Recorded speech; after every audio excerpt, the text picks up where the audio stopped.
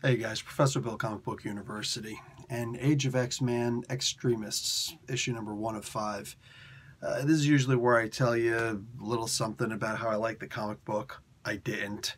And then I tell you about the people who are responsible for the comic book. I won't, because I really just didn't like a whole lot about this comic book, even to the point where I just didn't... I can't enjoy anything about the comic book because I feel it was written so poorly. The plot is so terrible.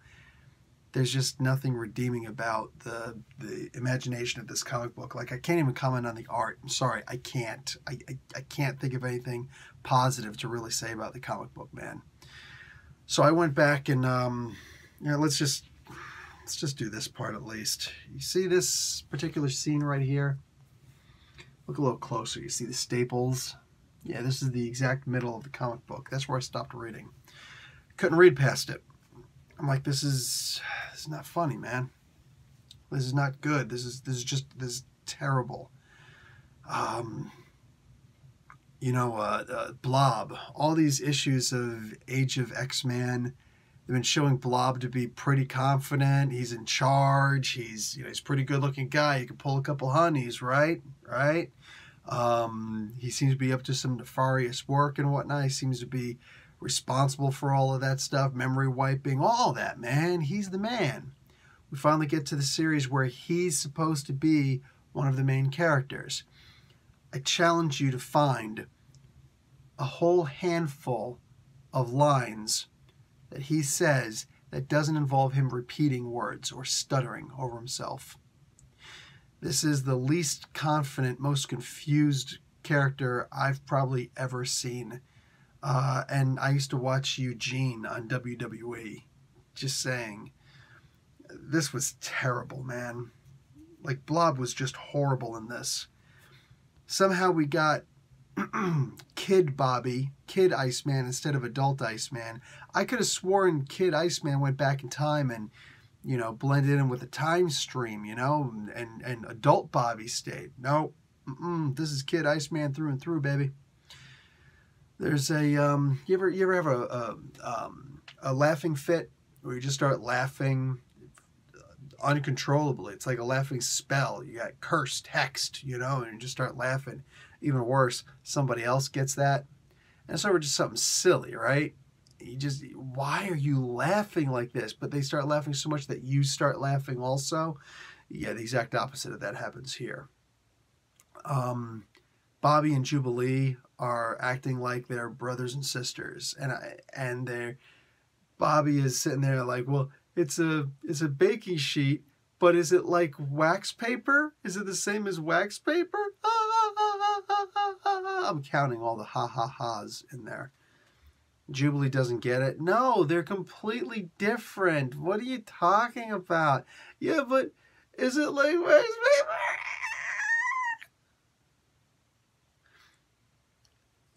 Like inside jokes. Here's what I'm going to speculate. The writer has a sibling or a really close friend. And this exact situation happened with them. She calls up that cousin, whatever, and says, remember the thing about the cookie sheet and the wax paper? You didn't know the difference at first? You thought they were the same thing? Oh my God, I just put it in a comic book. You know what that means? You're going to be the only person who actually understands this. Yeah, they probably got a free copy. We got stuck paying for this. It would have been okay to ignore that because I tried to understand. Then I came to the conclusion that no, we're not meant to understand this. It's just supposed to be something. So I ignored it. I moved on. It was 2 pages of this, mind you, and I chose to just ignore that and move on. Page later, they bring the joke back again.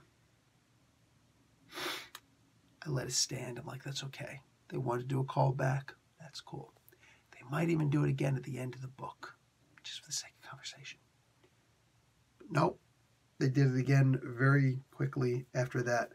That's when I stopped reading the comic book. I put the comic book down. I was upset, man. I almost felt like one of those limp-wristed comic skater, rip a comic book YouTubers, the shock jocks of the comic book reviewers. They're not really commenting. They're commenting on, political, social issues and things like that. And I don't like equal rights. And, somebody's out there going to be like, I don't think you understand what they're doing. No. I have an IQ above 20. I'm pretty sure I know exactly what they're doing. Yeah. One guy trying to cut a comic book with a knife or put it in a shredder, and you're just so goddamn dumb and weak. You can't cut the comic book with a knife, and you get it stuck in the freaking ancient shredder, your mom's shredder, because let's face it, you are living in your mom's basement. And the other knucklehead, I'm going to make little flowers out of it. Yeah? You like flowers? You want to be a farmer? Plant your tulips right here. But even with that being said, I almost feel like they're justified with that, with this particular comic book. So put it down. And I thought to myself, before I do the review, let me go online and see what's up. Let me see if I'm going to be the guy completely out of the ordinary doing this. And yeah, most people claim that they liked it more than they disliked it. And some people actually really many people really liked it. So I'm like, okay. Clearly I'm in the wrong here. Let me go back. I'm not going to read the stuff I already read because it was mind-numbing, and I'm not suicidal, but I might actually shoot myself. No. Can't do that. So I picked up from the staples and I kept on reading. I actually read this thing all the way to the end. This was going to be the very first comic book I never finished reading. The first one ever. But I finished it. I kind of wish I didn't. I guess it's a good thing that I did, because now I can honestly say I read the whole comic book, and I can tell you it doesn't get any better. They try to bring up a scene like, the rat woman that they showed, the were-rat, she's whatever, the mutant were-rat. She's pregnant, and oh my god, this is the world where people don't even have sex, and people don't even know about sex. Like, oh my god. And once again, freaking Blob, who's stupid and idiotic, all in the same, and confused, all in the same breath. Well, I don't understand. What's going on? Well, I mean, she can't really be pregnant, can she? Well, I don't think we could bring her back to Cerebro now, because we've never dealt with something like this before. Grow a pair. I'm going to have to disagree with every single review out there. I felt that this was an extremely weak comic book. I felt that there was an inside joke that was played up on because somehow the writer thought it would be funny. I think that she completely failed miserably and made the book just unreadable. This was terrible. This was a terrible comic book. I really only liked one of the issues of the Age of X-Man books, these number 1s out of 5s. And I don't think that was enough for it to continue. I honestly think that if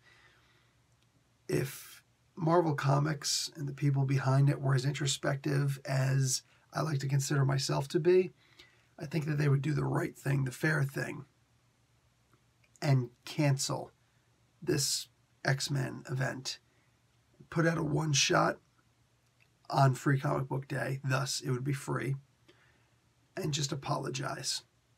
Wrap up this event with whatever you're going to wrap it up with, and then just let it go. Because this was a terrible comic book. This is a horrible event. This is, in my opinion, the worst time for the X-Men. The previous 2 Uncanny X-Men books were pretty cool, Wolverine and Cyclops, but man, they have just been ruining current X-Men books as far as I'm concerned. They got rid of red, blue, and gold, and they gave us Uncanny, and they just stretched out this book for way too long. Like beating a dead horse. It's not fun. This comic book just wasn't fun. This issue wasn't fun. This arc isn't fun. And I don't think anybody is under any delusions thinking that maybe this is actually going to go someplace. I don't believe that. I don't think any of you really believe that. So I'm glad that a lot of people seem to like the comic book, but I'm okay with walking against the flow of traffic. Technically, when you're a pedestrian, that's what you're supposed to do anyway.